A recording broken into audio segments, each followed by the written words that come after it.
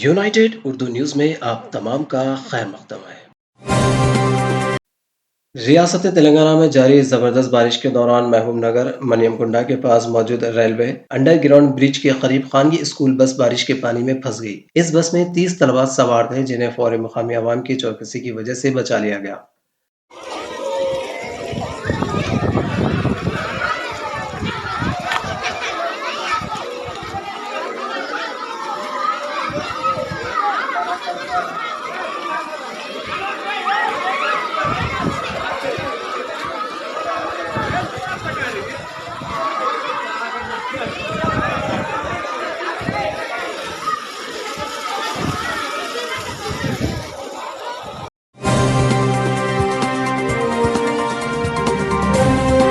हमारी हिम्मत अफजाई के लिए इस चैनल को सब्सक्राइब करिए, वीडियो को लाइक करिए और शेयर करिए।